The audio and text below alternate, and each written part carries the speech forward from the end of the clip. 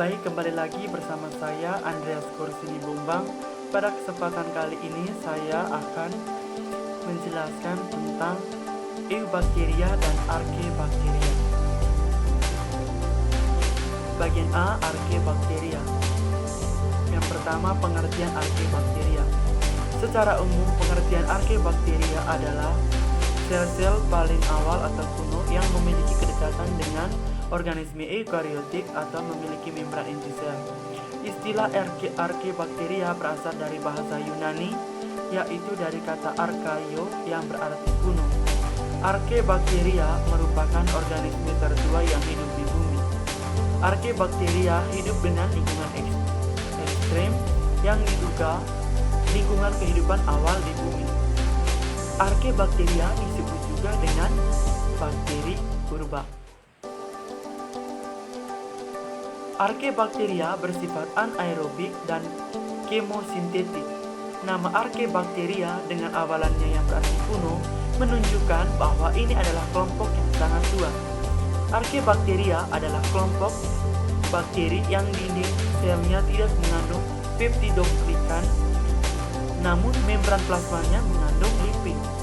Archaebacteria ini hidup di lingkungan yang ekstrim. Archaebacteria terdiri dari bakteri-bakteri yang hidup di lingkungan tempat-tempat kritis atau ekstrim.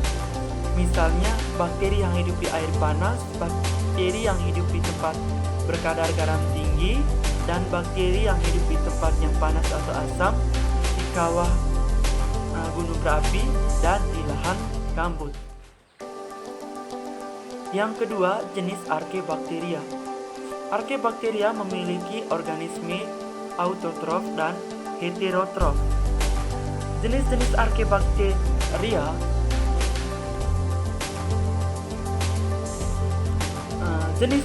archaebacteria adalah sebagai berikut. Yang pertama, bakteri termoacidofil, halobacterium, dan bakteri metagen. Ini merupakan gambar dan struktur dari archaebacteria. Yang ketiga, ciri-ciri archaebacteria. Yang pertama, bersifat anaerob. Yang kedua, mampu hidup di tempat yang kotor dan halofil ekstrim, saluran pencernaan manusia atau hewan, lingkungan beragam, termoplastik, pada suhu tinggi, dan lingkungan asam, dan juga tempat sampah. Yang ketiga, menghasilkan gas metan dari sumber yang sederhana. Yang keempat, dinding sel yang bukan berupa peptidoglikan. Dinding sel yang bukan berupa peptidoglikan. Yang kelima, mikroskopik. Yang keenam, bersifat uniseluler atau prokaryotik. Yang ketujuh, hidup dengan soliter atau koloni. Yang kedelapan, bentuk yang bervariasi seperti spiral, bulat, batang, dan tidak beraturan. Yang kesembilan, bereproduksi dengan membentuk tunas, membelah diri, dan secara aseksual atau fragmentasi. Untuk ukuran archaebacteria yang berkisar antara 0,1 sampai 15 mikron.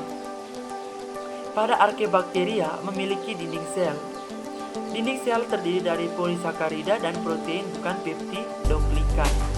Yang ke-13, archaebacteria ialah organisme unicellular prokaryotik atau tidak memiliki nukleus dan membran inti sel. Yang ke-14, asam nukleat archaebacteria berupa RNA. Yang ke-15, archaebacteria dapat tinggal di lingkungan ekstrim, lingkungan dengan derajat keasaman, suhu dan kadar garam yang sangat tinggi. Yang ke-16, reproduksi dengan cara pembelahan biner, pembentukan tunas, dan fragmentasi. Yang keempat, reproduksi archaebacteria. Seperti bakteri, reproduksi archaebacteria adalah aseksual. Archaebacteria dapat mereproduksi melalui pembelahan biner, di mana sel induk membelah menjadi dua sel anak yang identik secara genetik. Archaebacteria juga dapat bereproduksi secara aseksual melalui tunas dan fragmentasi, di mana potongan-potongan sel pecah dan membentuk sel baru. juga memproduksi organisme identik secara genetik. Yang ke B, eubakteria. Yang pertama, pengertian eubakteria. Secara umum, pengertian eubakteria atau bakteri adalah organisme uniseluler atau bersel satu dengan tidak memiliki membran inti sel atau prokariotik yang umumnya tidak berklorofil pada dinding selnya. Eubakteria adalah organisme bersel tunggal mikroskopis. Eubakteria kadang-kadang disebut sebagai bakteri sejati. Membedakannya dari arkeobakteria, organisme yang serupa dengan beberapa perbedaan genetik dan gaya hidup yang signifikan. Yang kedua, jenis-jenis eubakteria. Yang pertama, jenis-jenis eubakteria berdasarkan karakteristik dinding sel. Yang pertama, bakteri gram negatif. Yang kedua, bakteri gram positif. Yang ketiga, bakteri tidak berdinding sel. Yang kedua, jenis-jenis eubakteria berdasarkan jumlah dan letak flagela. Yang pertama, bakteri monotrik. Yang kedua, bakteri amfitrik. Yang keempat, bakteri lofotrik. Yang keempat, bakteri peritrik. Yang ketiga, jenis-jenis eubakteria berdasarkan cara hidup. Yang pertama, bakteri heterotrof dan bakteri autotrof. Nah, di samping merupakan gambar dan struktur dari eubakteria. Nah, yang ketiga, ciri-ciri eubakteria.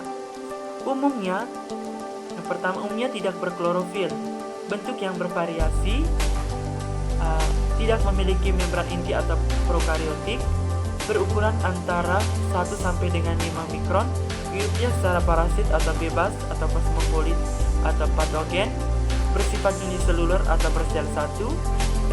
Eubakteria ialah organisme uniseluler prokariotik. Yang berikut, eubakteria dinding sel yang tersusun atas peptidoglikan atau gula dan protein. Yang berikut, ukuran tubuh eubakteria sekitar 1-5 mikron. Eubakteria berkembang biak dengan cara membelah diri, konjugasi, transformasi, dan transduksi atau pemindahan sebagian materi genetik melalui perantara virus.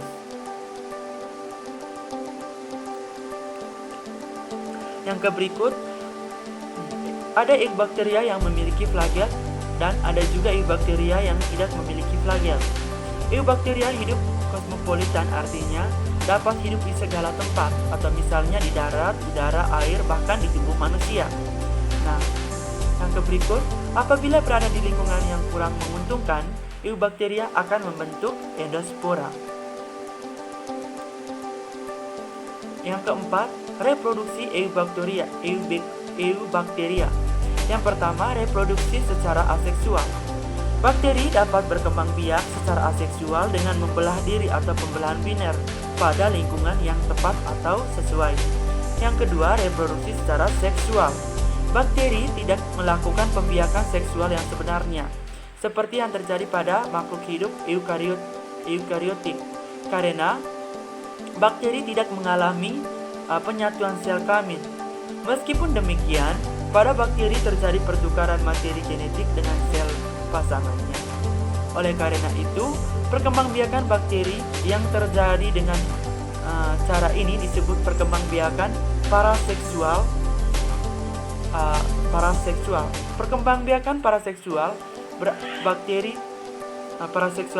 dapat terjadi dengan 3 cara, yaitu transformasi, konjugasi, dan transduksi. Nah, yang kelima, peran eubakteria bagi kehidupan manusia. Yang pertama, peran menguntungkan. Yang pertama itu pembusukan sisa makhluk hidup, pembuatan makanan dan minuman hasil fermentasi, penyuburan tanah, penghasil antibiotik, pembuatan zat kimia, penghasil biopestisida. Yang berikut, peran merugikan. Yang pertama, pembusukan makanan, penyebab penyakit pada manusia, hewan, dan tumbuhan, penyebab penyumbatan pada pipa air yang terbuat dari besi, penyebab kroposnya pipa-pipa besi. Nah, yang ke C, perbedaan Archaebacteria dan Eubacteria. Nah, yang pertama dilihat dari dinding sel. Jika dilihat dari dinding sel, Archaebacteria tidak mengandung atau tersusun dari peptidoglikan, sedangkan Eubacteria mengandung atau tersusun dari peptidoglikan. Jadi bagi kita yang ingin menentukan